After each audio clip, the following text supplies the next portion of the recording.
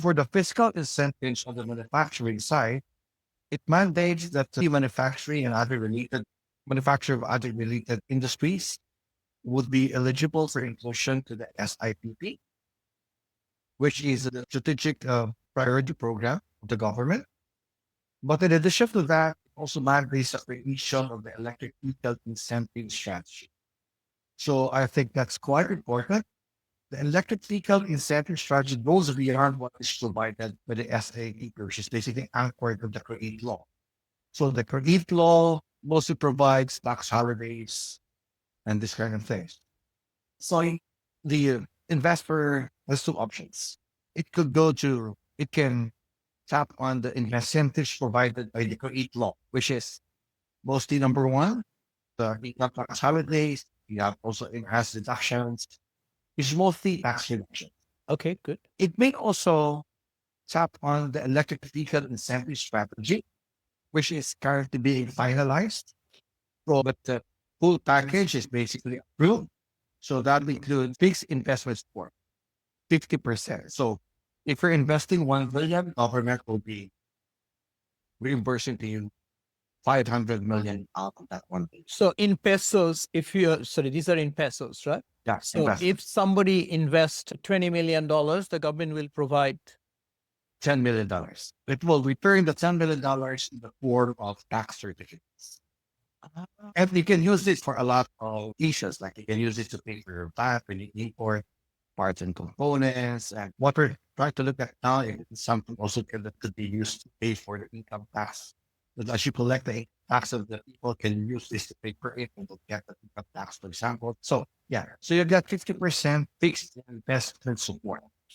And then second, you get also production volume incentive. Basically, it's a subsidy, production subsidy. So it's 10 to 20% of the X factory price of the product.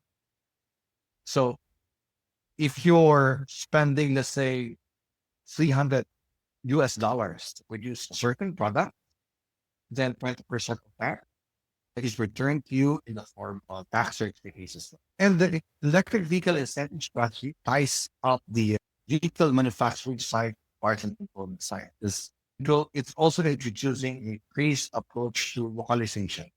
So for the first year, there are certain localization targets, a very low one, and then that gets increased over time, over the next 3 years. Yeah. So that's what the electric incentive strategies provide. Okay, so that's also on the supply side. I understand if a company is involved into power generation of some kind, then that can be 100% foreign owned. But for the electric vehicle, you still have the 50% local ownership requirement, right? Yes, that one still applies. But there's also a lot of incentives that has been introduced to the market in addition to the manufacturing side. So of course, you know that there's now zero tariffs in importing electric vehicles in the countries, and that includes all vehicle variants and vehicle types, bicycles, motorcycles, buses, cars, and jeeps. That's also, of course, under the previous law or trade law, you have 0% excise tax. So these are actually the two mechanisms that really brought down the prices of BYDs. That's why you see now a lot of BYD in the market. But in addition to these, also on the charging infra side, of course, importation of the parts on the ends are tariff free. But in addition to that, if you source power, if you have a charging station that is sourcing power from a renewable energy source through the green energy option, then the power that is purchased is battery. So you've got also this mechanism. But I think what's quite interesting here is you see a lot of drastic growth of BYDs and EVs on the ground on the road. And it's mostly because I mentioned the drastic reduction in prices. But in addition to that, it's the non-fiscal incentives where the vehicles are exempted from number coding. So Yeah, you have to explain the number coding also. Yeah, the number coding is like Metro Manila, and I think also in Cebu, there is this rule wherein your late number ends in 1 and 2.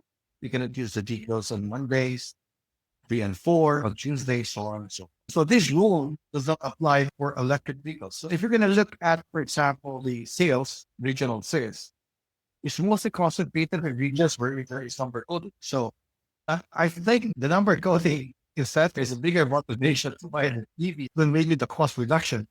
You see most of these growth is the regions where there are number coding room.